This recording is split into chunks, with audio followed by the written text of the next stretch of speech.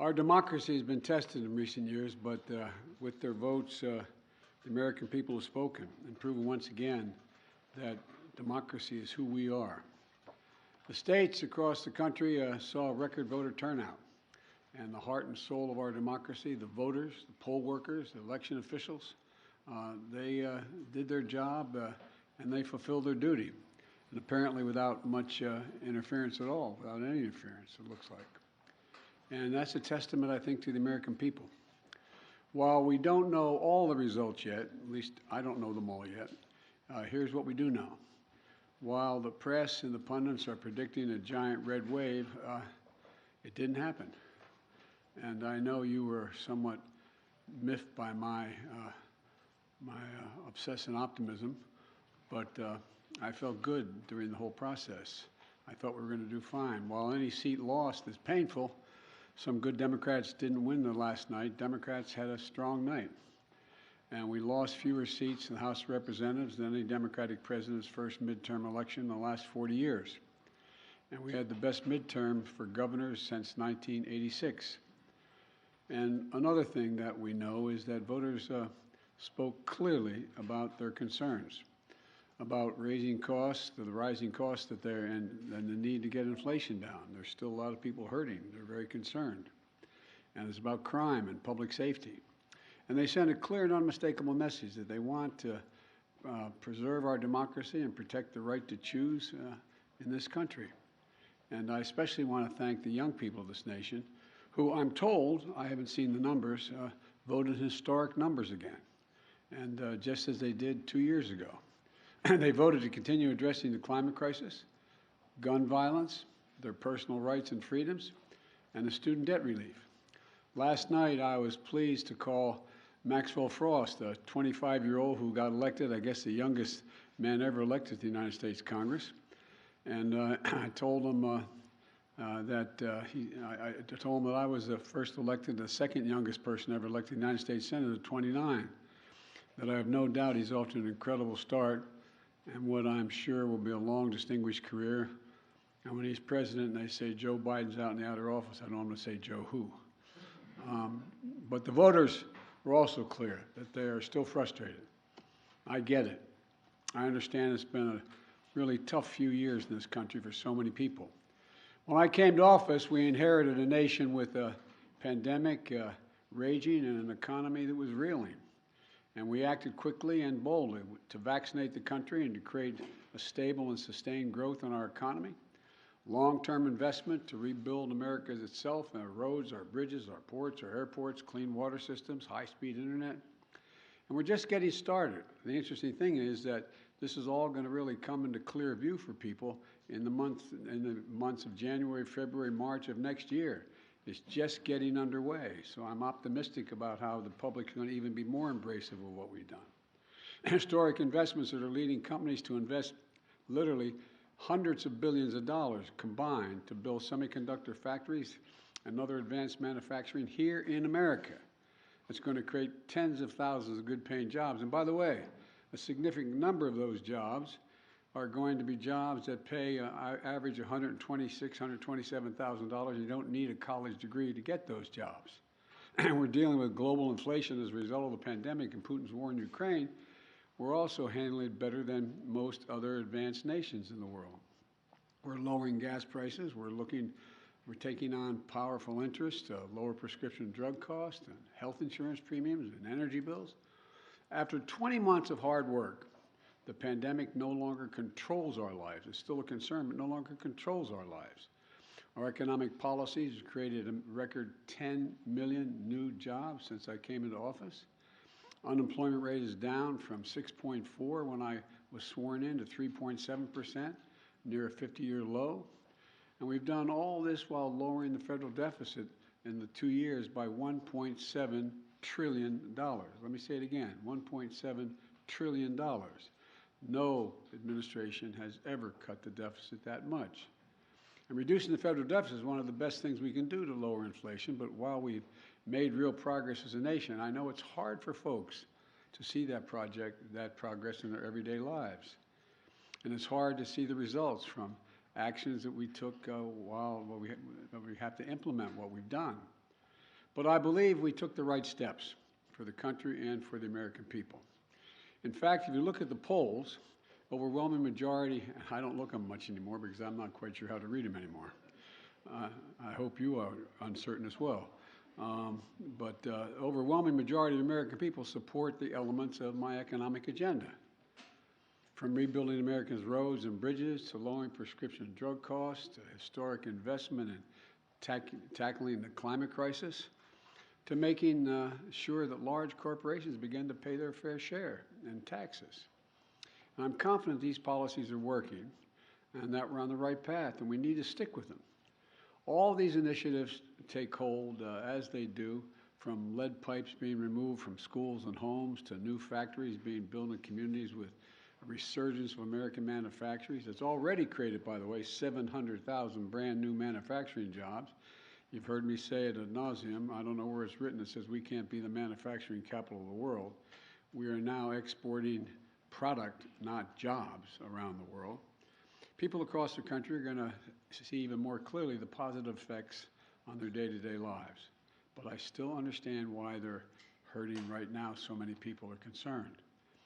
As I have throughout my career, I'm going to continue to work across the aisle to deliver for the American people. And it's not always easy, but we did it the first term. Now, I'll be surprised a lot of people that we signed over 210 bipartisan laws since I've become president, and we're revitalizing American manufacturing, gun safety, we did it together, and dozens of laws positively impacting on our veterans. And let me say this, regardless of what the final tally in these elections show, and there's still some counting going on, I'm prepared to work with my Republican colleagues. The American people have made clear, I think, that they expect Republicans to be prepared to work with me as well. In the area of foreign policy, I hope we'll continue this bipartisan approach of confronting Russia's aggression in Ukraine.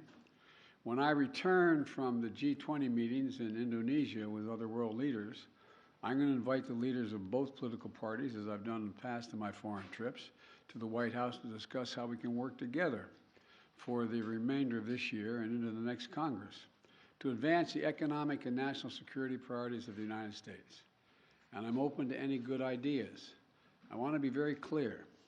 I'm not going to support any Republican proposal that's going to make inflation worse. For example, the voters don't want to pay higher prescription costs for drugs. We've cut that now. We're going to kick into gear next year, next calendar year. And I'm not going to walk away from the historic commitments we just made to take on the climate crisis. They're not compromisable issues to me, and I won't let it happen. The voters don't want more taxes for the tax cuts for the super wealthy and biggest corporations. And I'm going to continue to focus on cost cutting for working and middle-class families and building an economy from the bottom up and the middle out. I know you're tired of hearing me say that, but I genuinely mean it. That's what makes America grow. The wealthy do very well when the middle class is doing well, and the poor have a way up, and while continuing to bring down the federal deficit. You know, as we look at tax cuts, we should be looking at tax cuts for working people and middle-class people, not the very wealthy. They're fine. And if you can go out and be a multimillionaire, that's great. Just pay your fair share. That's all. That's all. Just pay your fair share. It's like those 55 corporations in 2000 that made $40 billion and didn't pay a penny in federal taxes. It's not right. Everybody has an obligation. So now they have to pay a staggering 15%. You all pay more than that for your taxes. So I'm going to keep my commitment that no one earning less than $400,000 a year, and that's a lot of money where I come from, are going to see their federal taxes go up. And I want to be very clear. Under no circumstances will I support the proposal put forward by Senators Johnson and the senator from down in Florida to cut or make fundamental changes in Social Security and Medicare. That's not on the table. I will not do that. I will veto any attempt to pass a national ban on abortion, but I'm ready to compromise with Republicans where it makes sense on many other issues. And I'll always put the needs and interests of the American people first. So let me close with this. On this election season, the American people made it clear. They don't want every day going forward to be a constant political battle. There's too much of that going on. And there's too much that we have to do. The future of America is too promising too promising to be trapped in an endless political warfare. And I really mean it. You've heard me say it time and again for the last 20 months or so. I am so optimistic about the prospects for America. We need to be looking to the future, not fixated on the past. And that future is bright as can be.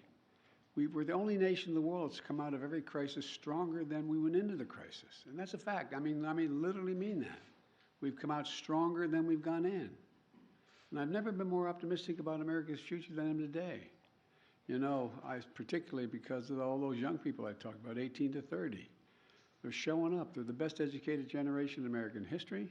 They're the least prejudiced generation in American history, the most engaged generation in American history, and the most involved. Look, after a long campaign season, I still believe what I always have. This is a great nation, and we're a great people. And it's never been a good bet to bet against America. Never been a good bet to bet against America. There's nothing beyond our capacity if we work together. We just need to remember who the hell we are. We're the United States of America. The United States of America. There's nothing beyond our capacity. And I'm pretty well convinced that we're going to be able to get a lot done. Now, I've been given a list of 10 people that I'm supposed to call on, and you're all supposed to ask me one question, but I'm sure you'll ask me more. And so let me start off with a list I've been given. Zeke Miller, Associated Press. Thank you, Mr. President. I have 2 questions for you. First, as you mentioned, How come we never hold you guys the same standard you hold us to? But anyway, go ahead. I'm teasing. You mentioned that Americans are frustrated, and in fact, 75% of voters say the country is heading into the wrong direction, despite the results of last night. What in the next 2 years do you intend to do differently to change people's opinion of the direction of the country, particularly as you contemplate a run for president in 2024? Nothing, because they're just finding out what we're doing. The more they know about what we're doing, the more support there is. Do you know anybody who wants us to get rid of the change we made on prescription drug prices and raise prices again? Do you know anybody who wants us to walk away from building those roads and bridges and the internet and so on? I don't know. I think that the problem is the major piece of legislation we passed, and some of it bipartisan, takes time to be recognized. For example, you got over $1 trillion worth of infrastructure money, but not that many spades have been put in the ground. It's taking time. For example, I was on the phone congratulating a Californian recently, and then someone up in Scranton, Pennsylvania, the congressman who got elected. He said, "Can you help us make sure we're able to have high-speed rail service from Scranton to New York City?" I said, "Yeah, we can. We can. First of all, it'll make it a lot easier, take a lot of vehicles off the road, and we have more money in the pot now, already out there, we voted for, than the entire money we spent on Amtrak to begin with." And it's the same way. For example, I talked about through the campaign that we're going to limit the cost of insulin for seniors to $35 a month instead of $400 a month. Well, it doesn't take effect till next year.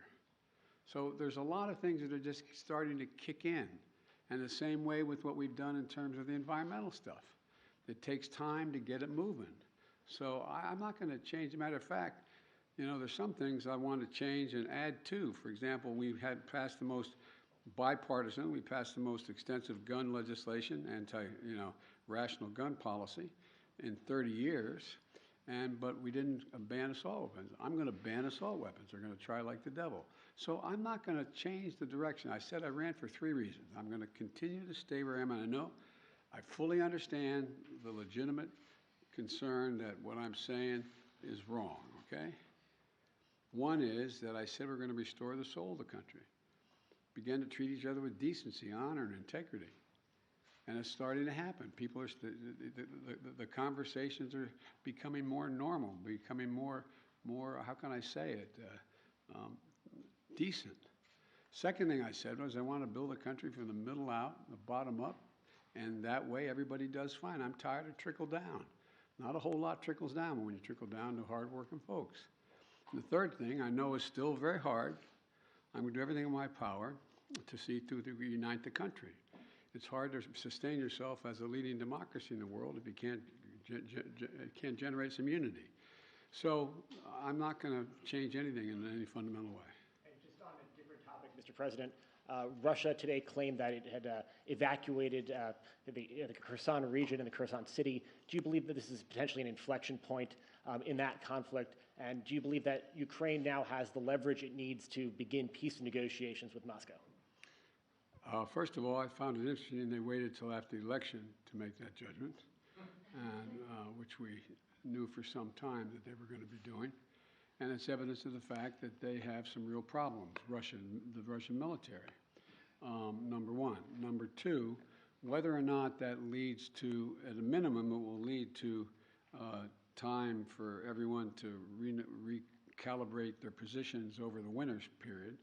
And it remains to be seen whether or not there will be a judgment made as to whether or not Ukraine is prepared to compromise with Russia. I'm going to be going to the G20.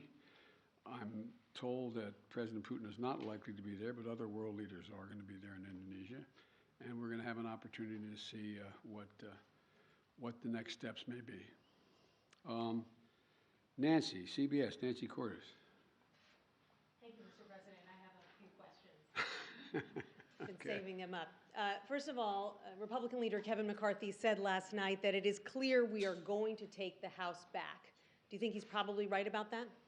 Well, based on what we know as of today, we've lost very few seats for certain.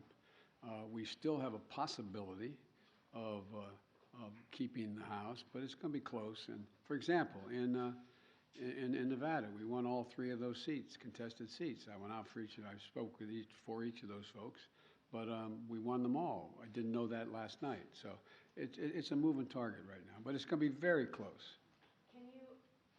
Can you describe your relationship with Mr. McCarthy? How often do you speak to him? What do you think of him?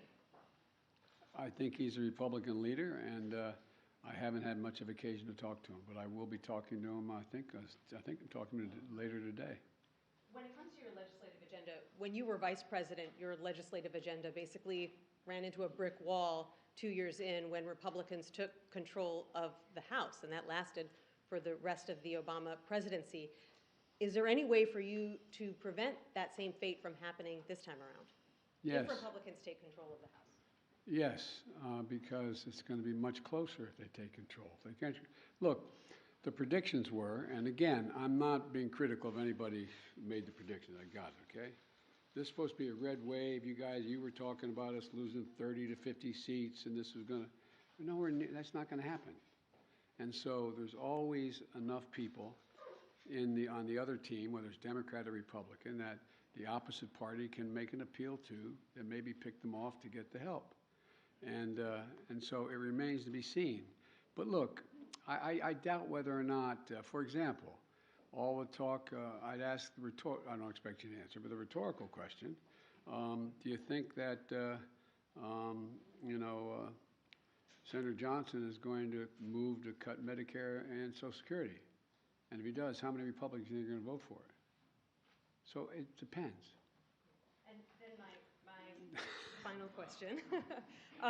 Republicans have made it clear that if they do take control of the House, that they want to launch a raft of investigations on day one into your handling of Afghanistan, the border. They want to look into some of your cabinet officials. They want to investigate you. They may even want to investigate your son. What's your message to Republicans who are considering investigating your family, and particularly your son Hunter's business dealings? Lots of luck in your senior year, as my coach used to say. Look, I think the American public want us to move on and get things done for them. And, I heard that there it was reported, whether it's accurate or not, I'm not sure, but it was reported many times that Republicans were saying, and the former president said, how many times are you going to impeach Biden? Impeachment proceeding against Biden. I mean, I think the American people will look at all of that for what it is.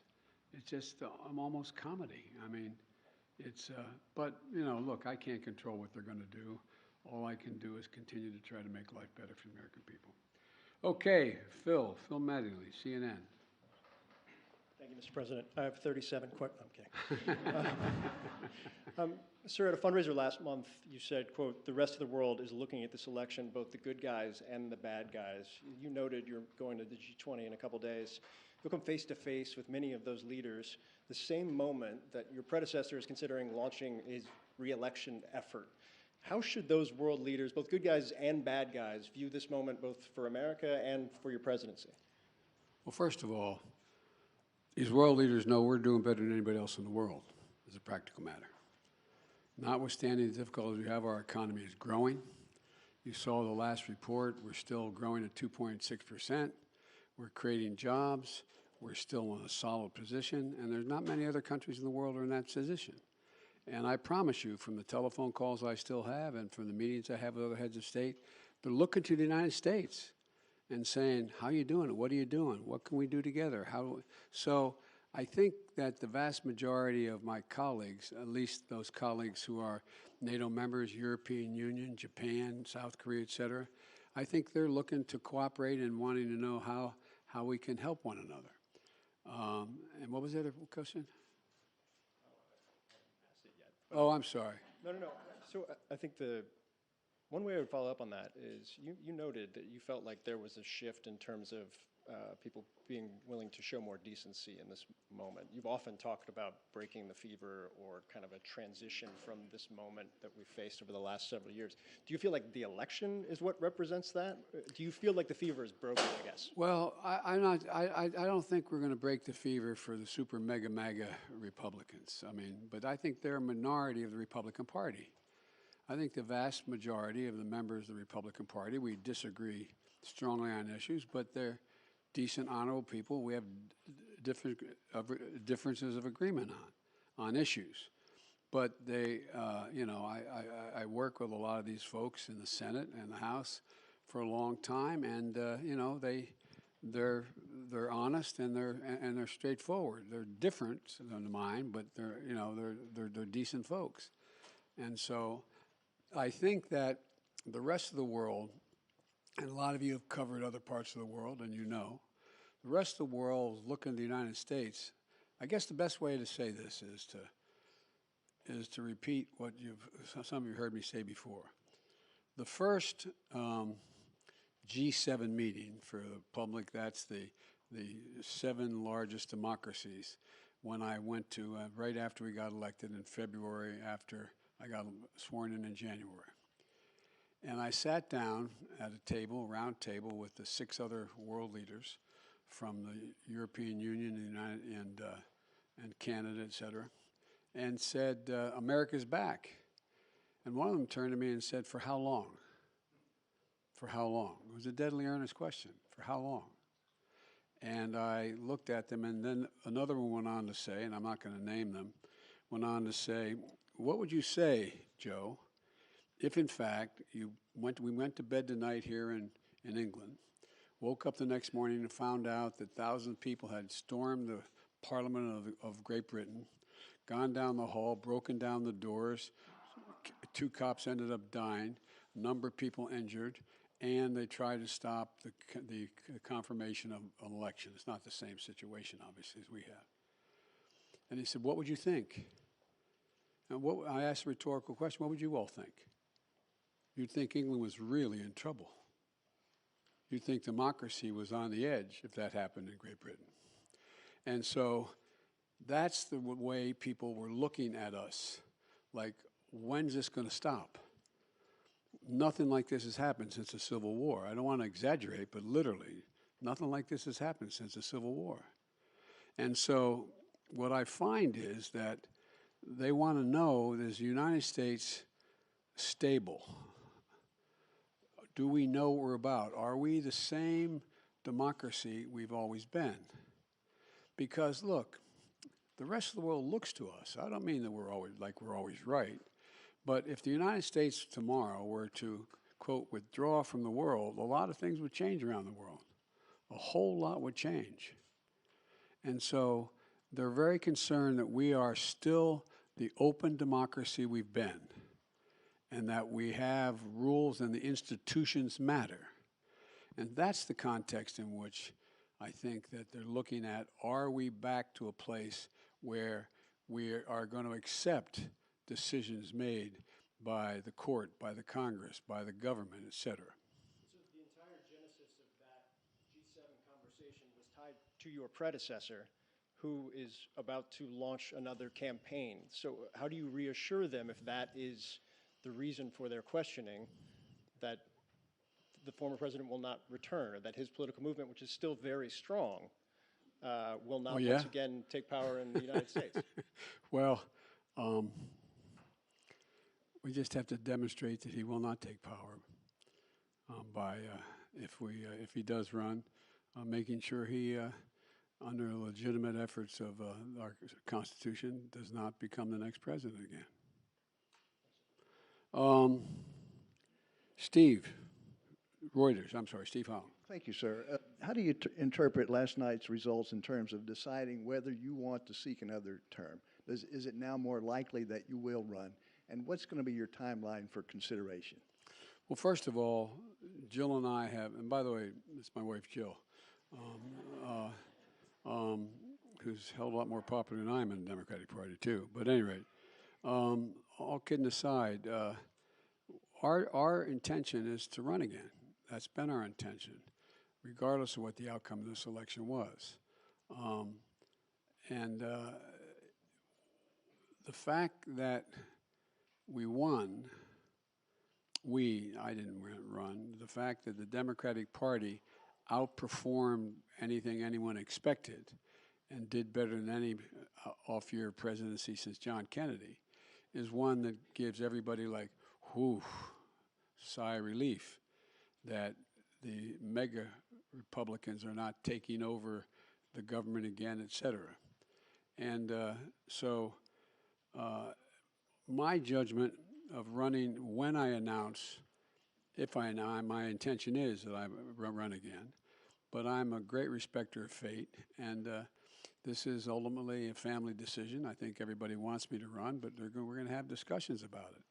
And I don't feel in any hurry one way or another to make that judgment, today, tomorrow, or whenever, no matter what my predecessor does.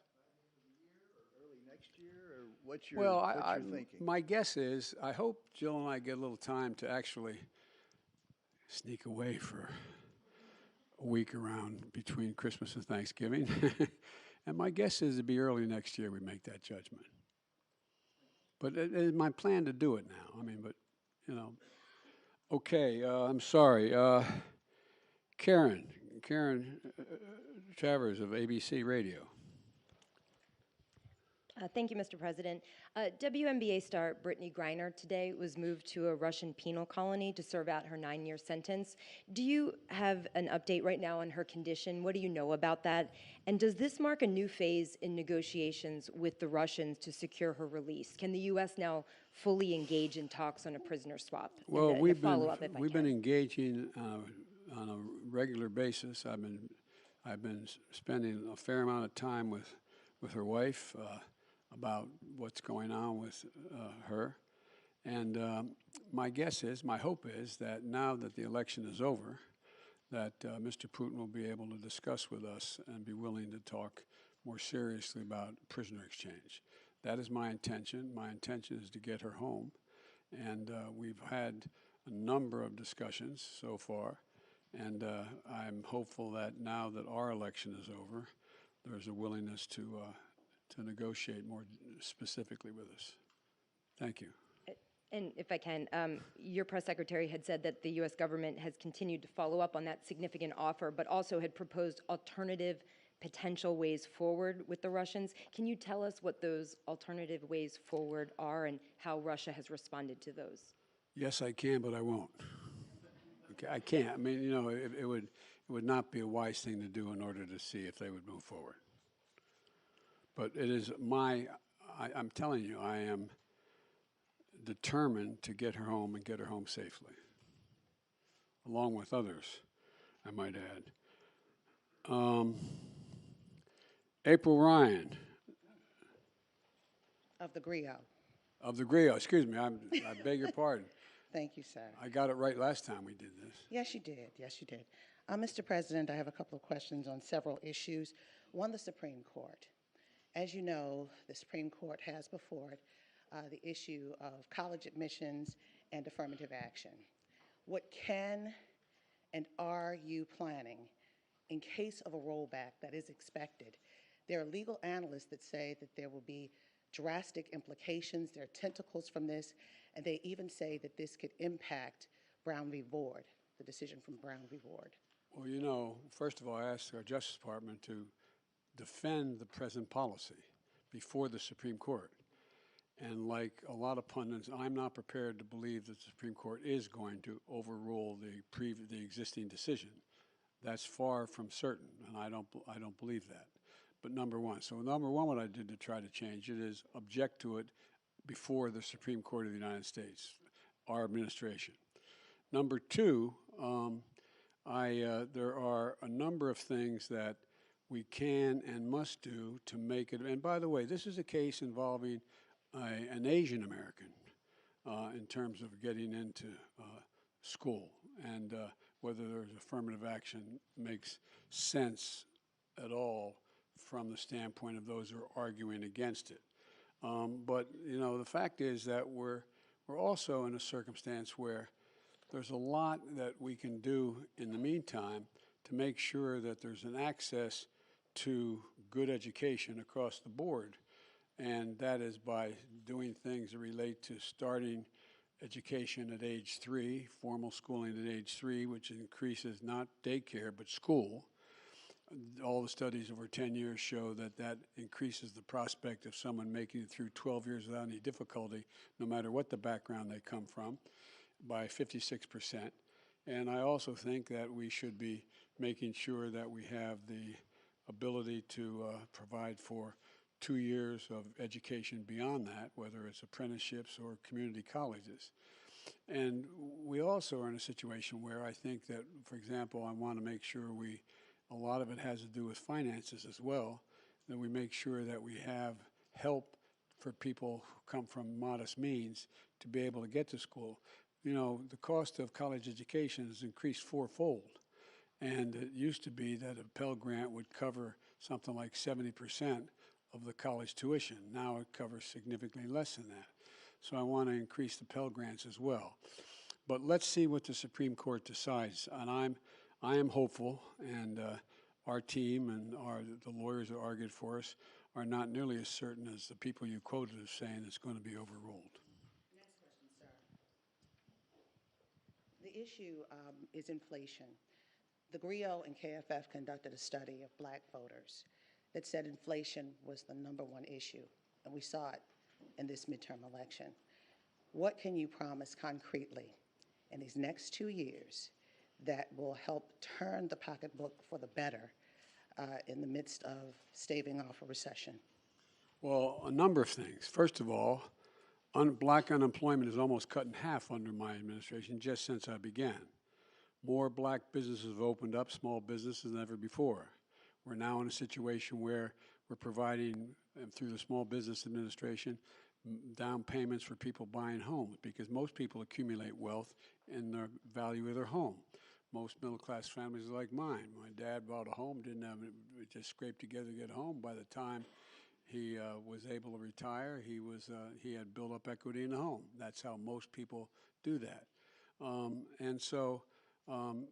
But what I can't do is I can't guarantee that we're going to be able to get rid of inflation, but I do think we can. We've already brought down the price of gasoline about $1.20 a gallon across the board, and I think that the oil companies are really doing the nation a real disservice. Six of them made over $100 billion in the last quarter in profit. $100 billion.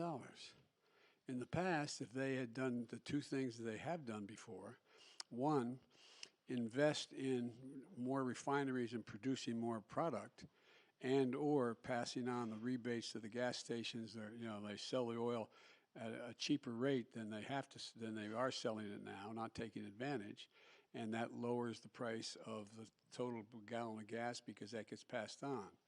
So there's a whole lot of things that we can do that are difficult to do, but we're going to continue to push to do them. And the other thing is that one of the things that makes a gigantic difference is what are the costs that exist in the average family and average black community.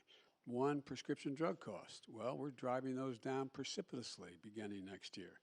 And, you know, I'll bet you know a lot of people in the African-American and Caucasian community that need to take insulin for diabetes. Well, we're going to be reducing that cost. They're not going to pay more than $35 for the insulin instead of average of $400. And I can go down the list of the things that my dad used to say it a different way. At the end of the month, the things you have to pay for, from your mortgage to food on the table to gasoline in the automobile, do you have enough money to do it? And when it's done, do you have anything left over? And medical bills are a big piece of that, particularly in the African-American community and the poorer communities. They need help. And so we're driving down all of those costs, and we've already passed the legislation to do that. It's just taking effect.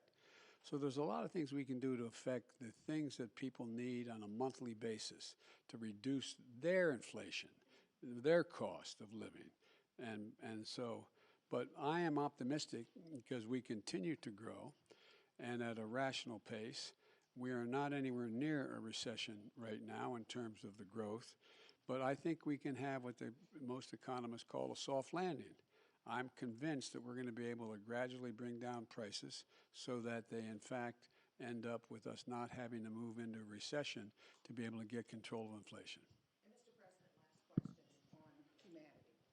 Everybody else got some. Well, you're coming. Okay, go ahead. Last question on humanity. Sir, you can't legislate and you can't executive order out the issue of empathy or the lack thereof in the midst of this rhetoric, this heated political rhetoric. What's next?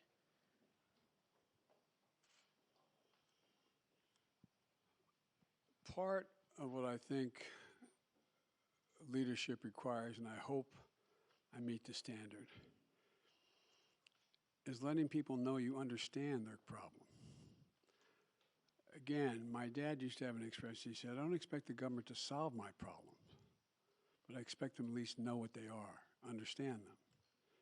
And like a lot of you, we've been very fortunate as a family, but we've also been through a lot of fairly tough times.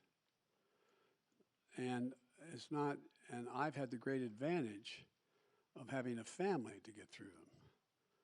When my first wife and daughter were killed when a tractor trailer broadsided them and killed my wife and killed my first wife and killed my daughter, and my two boys were expected to die. It took the jaws of life 3 hours to get them out there on top of their dead mother and dead sister. I understand what that pain's like. And when Jill and I lost Bo after a year in Iraq, winning the Bronze Star Conspicuous Service Medal, a major in the United States military, came home with stage 4 glioblastoma because he lived about between 200 and 500 yards from a burn pit that's 10 feet deep and as big as a football field, burning every toxic waste you could find. You know, I think that we understand what it's like to lose family members, mothers, fathers to cancer. All of you have been through that kind of thing. We've been fortunate, though. We've had each other. We've had strong families, Jill's sisters, my brothers, my sister. And so what we can do to deal with that empathy is make sure there's help available. Make sure there's people who are there to help, whether they are psychologists or whether they're medical doctors or whether they're social workers, to be there to help just hold a hand. And for example, we can do an awful lot for a lot of families, the families you're talking about, if we reinstate this child tax credit. It cut child poverty by 40% when it was in place. I couldn't get it passed the second time around. So there's a lot we can do.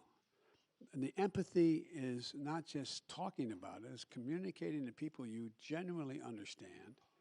And I hope a lot of people don't understand because I don't want people having to know the pain. But the second piece of that is let them know that you are there to help. You're there to help. And one of the things I've talked with Vivek Murthy about, and a lot of you have written about it, and you've written it well about it, is the need for mental health care in America. You know, when we got elected, there were something like, I don't know, 2, 3, 5 million people who gotten their COVID shots. Well, in the meantime, I got over 220 million people, all 3 shots. But in the meantime, what happened? We lost over 1 million dead. 1 million dead. I read one study that for those 1 million people, they had 9 people who were each one had averaged 9 people close to them. A relative, someone they're married to, a child, someone close. The impact has been profound. Think of all the people, think of all your children and your grandchildren who didn't have that senior prom, who didn't have that graduation party, who didn't have all the things we had that we took for granted, that impact on their psyche. So there's a lot we have to do. And empathy reflects itself not just in what a person demonstrates they understand, of knowing what people need and helping to make it happen. And we're trying to do that. And a lot of Republicans trying to do it too. I don't mean this is a partisan thing. A lot of people are trying to do it because they know we got a problem. Okay, excuse me. These 10 questions are really going quickly.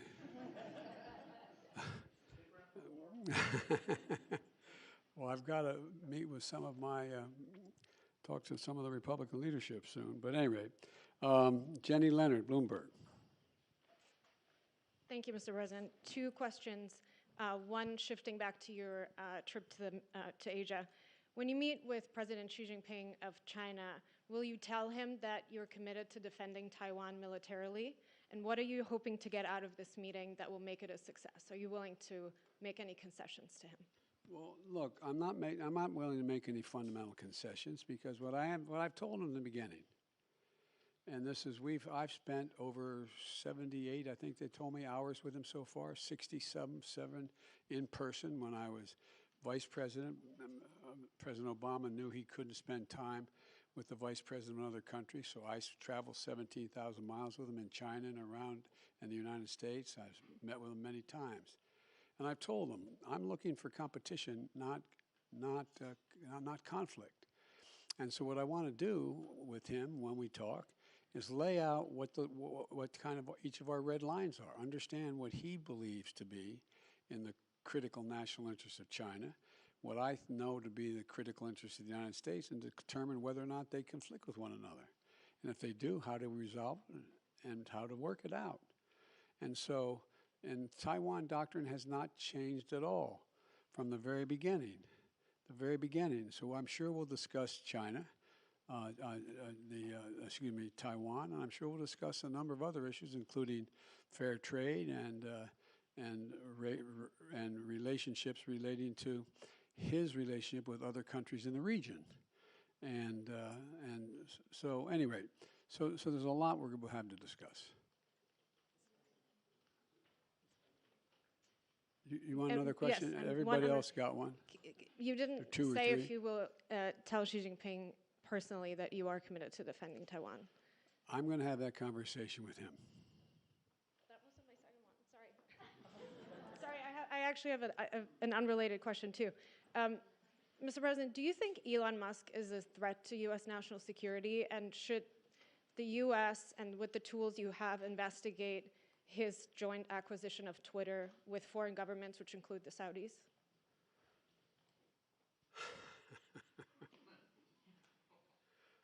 I think that Elon Musk's cooperation and/or technical relationships with other countries is worthy of being looked at. Whether or not he is doing anything inappropriate, I'm not suggesting that. I'm suggesting that it's worth being looked at.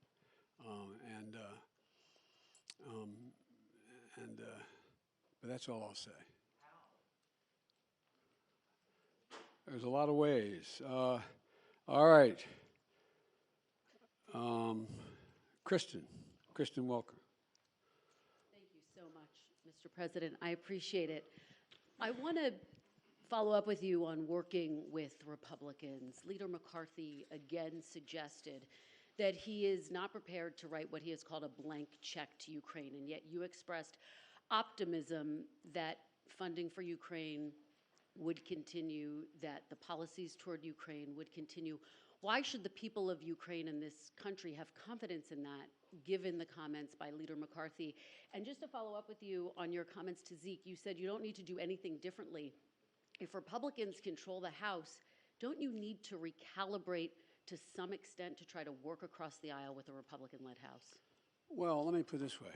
What I meant was I don't have to change any of the policies I've already passed. That's what they said they want to go after. And so what I have is a simple proposition. I have a pen that can veto. Okay? So that's what I mean. I don't have to recalibrate whether or not I'm going to continue to, fund the, we're going to continue to fund the infrastructure bill, or we're going to continue to fund the environment, et cetera. We have to, I think there is a growing pressure on the part of the American people, expecting both parties and all elements of both parties to work out their substantive differences, and not just, I'm not going to do that because it would benefit that party. Just making it personal. So it remains to be seen what the makeup of the House will be. But I'm hopeful that Kevin and I can work out modus vivendi as to how we'll proceed with one another. Will aid to Ukraine continue uninterrupted? That is my expectation. And by the way, we've not given Ukraine a blank check. There's a lot of things that Ukraine wants we didn't do. For example, I was asked very much whether we'd provide American aircraft to guarantee the skies over Ukraine. I said, no, we're not going to do that. We're not going to get into a third world war taking on Russian aircraft and directly engage. But would we provide them with all the rational ability to defend themselves? Yes. We provide those HIMARS. Well, the HIMARS, there's two kinds of, but in the average person's parlance, rockets you can drop in those. One that goes over 600 miles and one that goes about 160 miles. We didn't give them any ones that go to 600 miles because I'm not looking for them to start bombing Russian territory. And so we want to make sure that there's a relationship that they're able to defend themselves and take on what is purely the ugliest aggression that's occurred since World War II on a massive scale on the part of Putin within Ukraine. And there's so much at stake. So I would be surprised if Leader McCarthy even has a majority of his Republican colleagues who say they're not going to fund the legitimate defensive needs of Ukraine. And just a quick one. Obviously, a lot of attention on 2024 now that the votes have been cast in the midterms. 2/3 of Americans in exit polls say that they don't think you should run for re-election. What is your message to them, and how does that factor into your final decision about whether or not to run for re-election? It doesn't.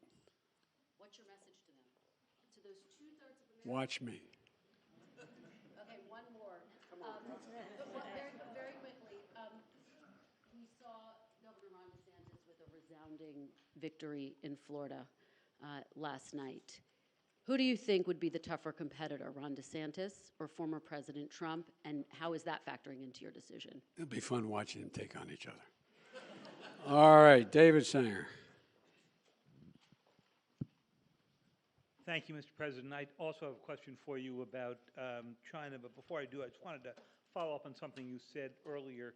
When you said it remains to be seen whether the Ukraine government is prepared to compromise with Russia. Previously, you've told us the only thing for the Russians to do is get completely out of Ukraine, go back to the lines that existed prior to February 24. Are you suggesting with the word compromise that you think that there is room for territorial compromise now? No, I'm not. That's up to the Ukrainians. Nothing about Ukraine without Ukraine. But what kind of compromise do you have in mind? I didn't have any in mind. You have asked the question whether or not, if I recall, whether or not what would happen if, in fact, after I think the context is that whether or not they're pulling back from Fallujah and from the Kherson, the city of Kherson, and they're coming back across the river to the eastern side of the river, the Russian forces. And I said, what's going to happen is they're going to both lick their wounds, decide what they're going to do over the winter, and decide whether or not they're going to compromise. That's what's going to happen, whether or not. I don't know what they're going to do. But I do know one thing, we're not going to tell them what they have to do. You were asked before about your meeting with President Xi. At this point, the Chinese government, by the estimate of the Pentagon, is getting ready to bring their force of nuclear weapons up to over 1,000 weapons, significant increase from what they've had for many decades. You've seen the threats from President Putin about the use of his nuclear force. Remember how you all went after me when I said that was real? And what in your view happened? Do you think he backed off because of that? No, I'm just saying. I just found it interesting that Biden's being Biden's being an extremist, and it turns out you all are writing about it now. Kind of fascinating. So my question is, do you think that they are putting together a real alliance, the Chinese and the Russians? And do you believe that you need to begin speaking with President Xi about some form of arms control if he's going to get up to a level of weapons similar to what the United States and Russia have right now? No and yes.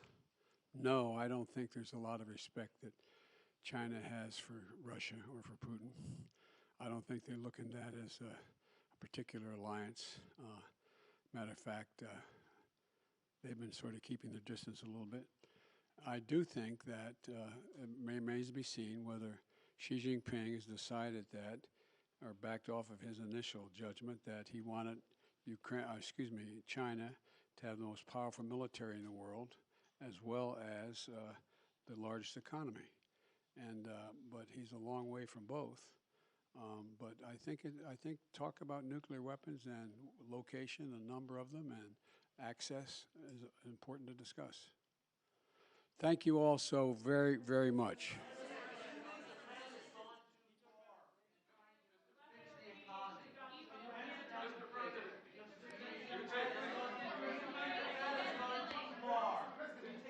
Thank you very, very much. We'll do another hour a little later. Thank you so much. Thank you.